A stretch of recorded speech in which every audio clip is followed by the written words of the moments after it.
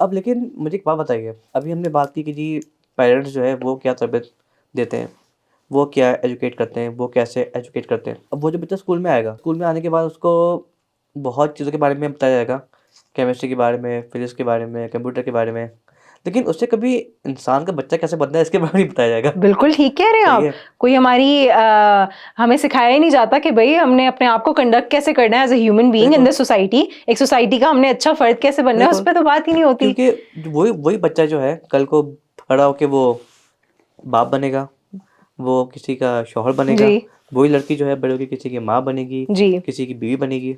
एक बच्चे को ये मालूम हो कि उसके क्या राइट्स हैं और उसकी क्या रिस्पॉन्सिबिलिटीज़ हैं टुवर्ड्स दी सोसाइटी। अब देखिए हमने ये चीज़ तो क्लैरिफ़ाई कर दी कि रिलिजन इस चीज़ को प्रमोट नहीं कर रहा। तो बिल्कुल, फिर अब ज़रूरी है बात कि फिर कहते हैं ना फसाद की जड़ है क्या? ऐसे ही है। कहाँ से आ रहा है मसला? हाँ, रिलिजन तो नहीं हमें बातें बता रहा। बिल्कुल। तो मसला है सोसाइटी में। हुँ, और सोसाइटी में क्यों है? अगेन रिलिजन नहीं ला रहा। हुँ, तो आ रहा है हमारे कल्चर से। कल्चर से। ये जो हमारा प्री पार्टीशन था ना, उसके इन्फ्लुएंस अभी तक मौजूद है हमारे कल्चर में और काफ़ी हैवी इन्फ्लुएंस मौजूद है। ओके, जो हमें बचपन से बड़े होते हुए कुछ ऐसे फ्रेजेस हैं जो आपने भी सुने होंगे, मैंने भी सुने होंगे, इर्द-गिर्द बहुत सुनने को मिलते ऐसे हैं। ही है। तो वो बचपन से ही ना आपके दिमाग में इनग्रेन कर दी जाती हैं हाँ, बातें।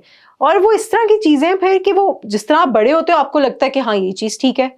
यही स अब आप देखिए बिल्कुल, जिस तरह अगर इकोनॉमिक वायलेंस की बात करें तो बहुत सी चीज़ें जो सुनने को मिलती हैं, वो ये कहते हैं कि अच्छा बेटियों को ज़्यादा ना पढ़ाओ, वो बिगड़ जाएँगी। बिल्कुल, फिर ये सुनने में आता है कि औरत अगर कमाने लगेगी तो उस पे काबू नहीं रहेगा किसी का। फिर ये सुनने में आता है कि नौकरी करने वाली औरत कभी अच्छी बीवी नहीं हो सकती। हुँ, ठीक है, फिर ये सुनने में आता है कि पैसे हमेशा ना मर्द के हाथ में ही होने चाहिए। लड़कियों में फिर ये होता है कि अच्छा अगर शादी हो गई है और वो अपनी वॉयलेंस से बचने के लिए वो अलैदगी लेना चाह रही है तो वो कहते हैं कि नहीं तलाक का तुम्हारे ऊपर ठप्पा लग जाएगा, फिर क्या होगा। हाँ, ये चीज़ें ना बचपन से बड़े होते होते ये तो घर में हमारी सुनी जा रही होती हैं। तो अगर फिर बच्चा जब ये चीज़ें सुनने के बाद स्कूल जाता है, स्कूल में क्या सुन रहा है फिर वो?